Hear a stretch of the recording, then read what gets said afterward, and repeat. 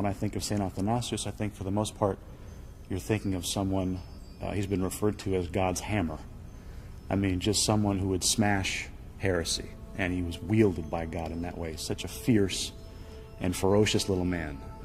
His opponents would refer to him as a dwarf because he was so small of stature.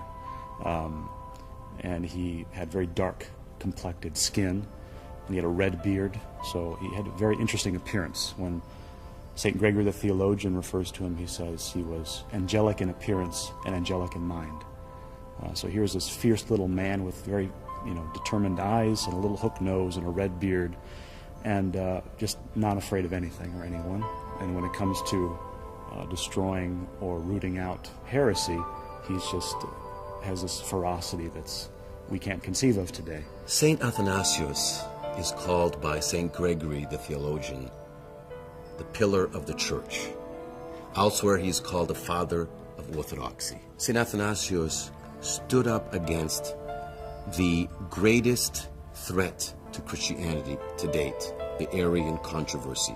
And yet, having been hounded by emperors, heretics, Saint Athanasius never wavered throughout his life.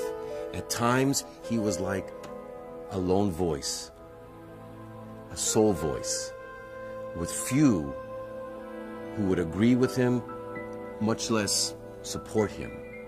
And never did he waver in his struggle and in his faith. And that's why, indeed, he is the pillar of orthodoxy, the pillar that never crumbled, and he is the father of orthodoxy, producing so many works that would promulgate the true faith against all the works of the heretics. St. Athanasius was born in 292 AD in Alexandria, Egypt. The significance about this is that he was also raised in the town of Nitra, where St. Anthony came from. Growing up in Alexandria, St. Athanasius was, in an early age, introduced to St. Anthony, whom he later served. He was an attendant of him and even wrote, "I saw the saint often," and even poured water on his hands. St. Athanasius wrote the biography of St. Anthony the Great, which details his life. This had to have some type of an impact in his life because St. Anthony, being the hermit, a person of well-known in that area, living in the desert, people would go to him for advice, confession, just to see him. And we know the struggles that he had, so this had to have some type of effect on his life, seeing the life of St. Anthony. St. Athanasius, like St. Anthony, from a young age, had a great love for the church. And one day, as the Archbishop of Alexandria, Alexander, was looking out on the seashore, he saw a group of children having like a parade. And he noticed that they were doing some kind of a ritual. He said to one of his prelates, "Why don't you go down there and see what these kids are doing?" Well, the prelate reported back to the Archbishop, and he said, "These children are performing baptism." Now the Archbishop is really engrossed. He can't believe this. So he asked for the children, and now he questioned the children. "What's with this baptism? What are you doing?" The children respond, "We have elected Athanasius as bishop, and we're doing a baptism." The Archbishop asks him, "What do you know about baptism?" and is astonished by Athanasius' response, which is probably even more in detail and greater than many theologians could give to him at the time. The Pope and Patriarch, the leader of the Alexandrian Church, actually adopts Athanasius and raises him and nurtures in the faith. Sometime thereafter, having seen the knowledge and the piety and the genuineness of Athanasius, Alexander makes Athanasius his papal secretary. The position that was given to him by the Archbishop as secretary of the Archdiocese was a very important position and gave Athanasius the opportunity to learn about the church firsthand from within. In the year 318, Alexander then has St. Athanasius ordained a deacon. During this time, unfortunately, there arises in Alexandria a controversy centered around a priest by the name of Arius. There's no doubt that Arius was a great nemesis of St. Athanasius the Great. And I think through that controversy, through that struggle, it built up St. Athanasius in his own personal life, in his own struggles, in his own transformation from an individual in this world to someone who's living a saintly life. The problem with Arius, with Arianism, was that he was denying the divinity of Christ. He was saying that Christ was a human being, a mortal man, and that's it. So he was denying the divinity of Christ. And that, for a real Christian, for a true Christian, especially one as St. Athanasius is back in the 3rd, 4th century, is something very profound. One of the basic dogmas or basic beliefs of the Church. The Arian heresy was probably the greatest theme, danger in the Church at that time. Any distortion, like Arianism or Docetism or any of the first heresies of the Church, is directly, I think, a byproduct or result of Satan having his hand in trying to divide and destroy the Church. The evil one will do everything he can to make us believe that something is accurate, even if it's not. And as we're going on this road toward salvation, toward Christ himself, he will do everything he can to push us off the road, to push us on the sideline, maybe thinking that the road we're on is accurate, is the right way. But the reality is, it's missing the mark. It's amartia. This was a very, very strong situation where bishop was fighting against bishop, priest against priest. The church was practically being ripped apart because of a school of thought of one person. It was a very, very trying time for the church. Before that point, there had been so many different teachings and things. Some of the basics were there, but nothing was written down, nothing was concrete. With the Arian controversy happening, the emperor decides that it is time to put these things to writing, to establish teachings and rules of the church. And he invites over 1,800 bishops to come to Nicaea in 325 AD to finally settle some of these issues, especially the Arian controversy, to define who Jesus Christ is. The Emperor Constantine called the First Ecumenical Council, which took place in the city of Nicaea in the year 325, and 318 bishops came from the whole then civilized world, the Roman Empire. It's an amazing image because they would have been told when to come. They would have been arriving by caravans and camels and from all parts of the empire. Athanasius, as we know, became very outspoken at the first council. The whole landscape of the council is dominated by this little figure of someone sort of just looming over the entire proceeding and is really battling the Arians almost single-handedly. Even though just in his 20s and only a deacon in the church at the time of the council, Athanasius caused problems for the Arians in the council.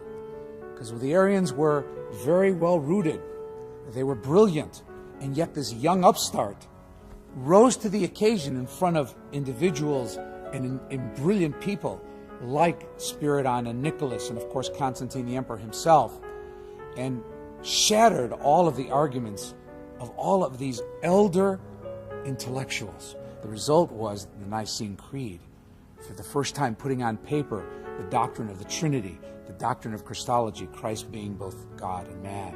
So you see, this is exactly how God works in very mysterious ways. Even though the empire was besieged by this heresy that was dividing families, it brought together the minds of the time to become united, to codify and to pass on one holy Catholic and Apostolic Church, one universal theology. After the Council of Nicaea in 325, Athanasius returns to Alexandria a hero. Arius has been excommunicated.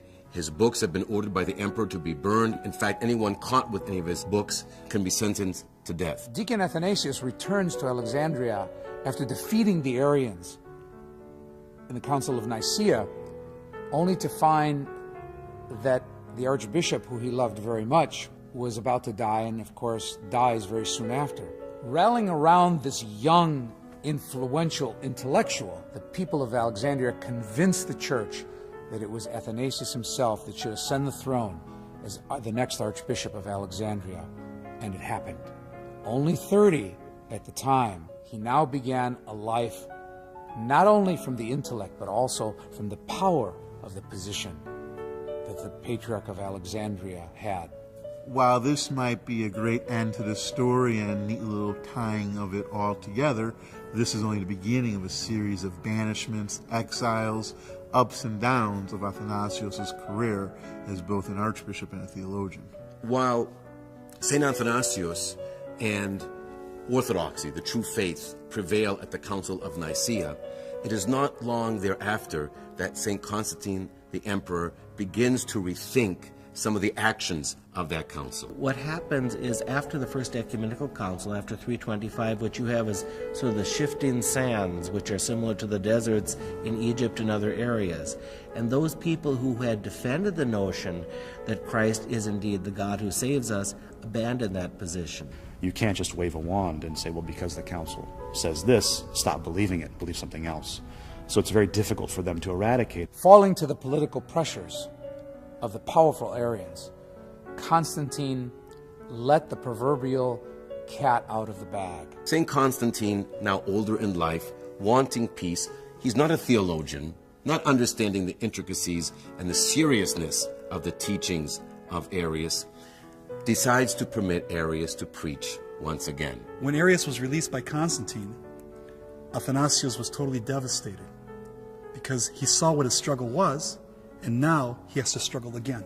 The rulers of the time and the minds of the time, not to mention the Arians who had now a grudge against this young upstart, began to plot to demise Athanasius. They couldn't defeat St. Athanasius in the court of law.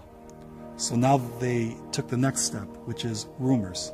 And they started making rumors saying that he was crafting black magic. Some of the more serious threats, at least serious to the emperor, was that St. Athanasius did not permit the export of grain from Egypt to Constantinople. In those days, anyone who ever threatened to in any way delay or stop shipment of grain from Egypt to the capital city was considered a serious threat to the emperor. So these people, these Arians who spread these threats, knew what they were doing. They wanted to seriously damage St. Athanasius' credibility in the eyes of the emperor. It didn't take very long for Constantine to fall to the political and probably economic pressures that the Arians put on him. Unfortunately, St. Constantine, although he's a saint, he's a human being, in time began to believe some of these rumors. One morning, as the emperor is returning from his morning daily ride, a figure darts across the road and pulls upon the reins of the emperor's horse. And that person is St. Athanasius. And St. Athanasius demands from St. Constantine some kind of reckoning, an explanation for why he has turned against him. You can imagine this little man reaching up and grabbing the bridle of his horse and just stopping the emperor and becoming sort of embroiled in this controversy and not letting the emperor go until he had made his point, to make sure that they were understood, and that's the kind of a person he was. This time, instead of Arius being brought in front of Constantine, Athanasius is brought in front of Constantine the emperor. And the reversal happens. Constantine banishes Athanasius. The suffering, the difficulties that must have been going on in his heart.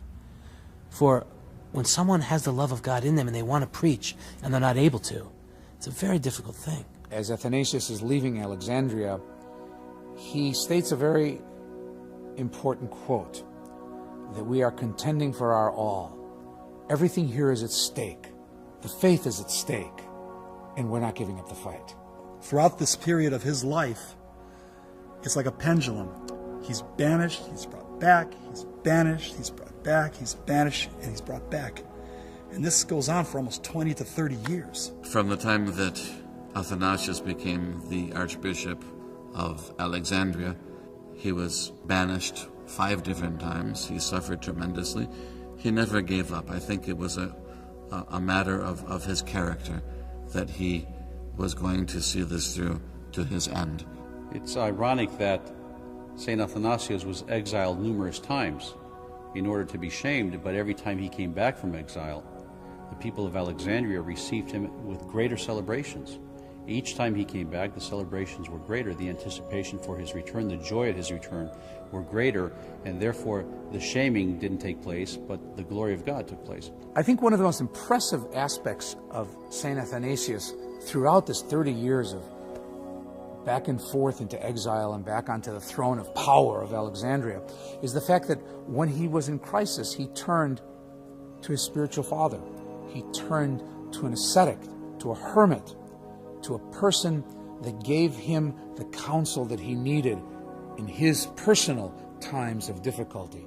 And that person was none other than St. Anthony the Great.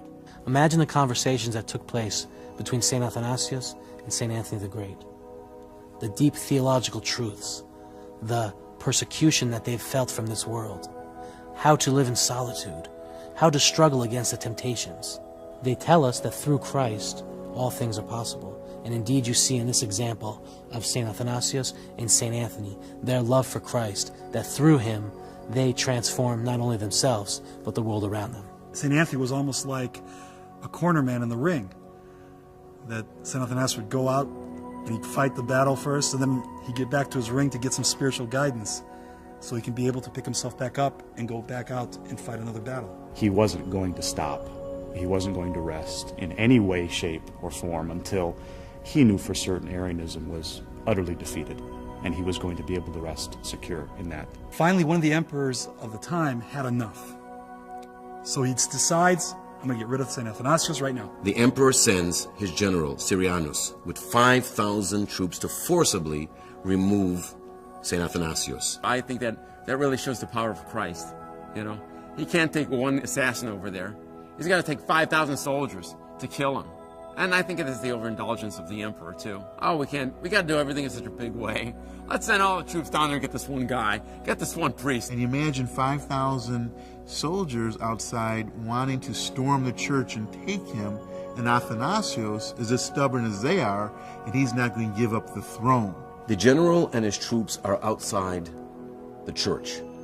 And of course, everyone inside realizes the threatening and dangerous position they are in. They plead with the saint to leave the church, to secretly leave the church. He refuses to leave the faithful. He says he will not abandon them in this time of danger. Finally, the soldiers enter the church, and there's utter chaos. In the midst of that chaos, it's the parishioners and the clergy that carry him out of the church. They carry him out. He's a tiny man, and the troops don't even see that he's being taken out. St. Athanasius then runs for his life. The soldiers cannot find him. St. Athanasius has gone to hide out in his father's tomb. Imagine this. He's 70 years old, still running for his life, and the only place left to run now is to his father's tomb. Sure enough, Valens gives up, permits St. Athanasius to return to Alexandria, permits him to be the archbishop. Finally, St. Athanasius, who had survived 16 emperors and 5 exiles, gave up his soul on January 18th and received the reward of the heavenly kingdom and the knowledge of his job well done for the Lord on this earth and in this life. Before falling asleep in the Lord, he probably was upset because he didn't have more time to be able to continue fighting the battle. I don't think he knew or thought that the battle was completely won, even if it was stamped out, if there was any sort of residue of it, any sort of remnant left of this belief. I think he probably would have wanted to stay alive a little bit longer and have one more second to argue. I think he probably would have relished having one more second alive to battle someone and to argue against someone to make sure they knew what the truth of the gospel is. 46 years, this great saint was Archbishop of Alexandria, a center of learning in the world. 30 years of those 46, he was in and out in exile. He went through 16 emperors, 5 times exiled. How many countless individuals that he affected in such incredibly important ways that ended up being important figures in the church from that point on. He influenced the church in profound ways. But maybe none so profound as passing the mantle against Arianism, because Arianism simply would not go away. But it had been weakened to such a point that by the time he passed the mantle on to St. Basil the Great, who became the next intellectual warrior of God against heresy, to keep the church pure and on the right direction, Athanasius could die in peace because Basil took the mantle and finally buried Arius and Arianism forever. In fact, St. Basil the Great wrote, "He is like a lighthouse, seeing with ubiquitous eyes all that was passing in the tempestuous seas below, treachery, stupidity, shipwreck. Like a lighthouse, Athanasius showed them the promised land." Within 5 years, St. Basil finished what St. Athanasius started. The Arian movement was defeated. The battle was over. Christianity won. Orthodoxy had triumphed. Amen.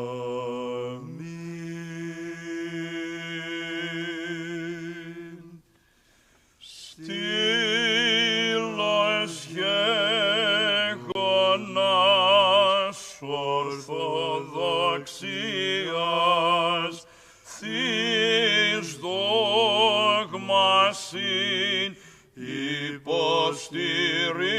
υποστηρίζον την Εκκλησίαν ιεράρχα Αθανασίε, το γαρ Πατρί των Υιών ομοουσιών ανακηρύξας κατήσχην Ασαρίαν. Πατέρος Ιε Χριστόν τον Θεόν και τεβεν δωρήσαστε ημίν το μέγα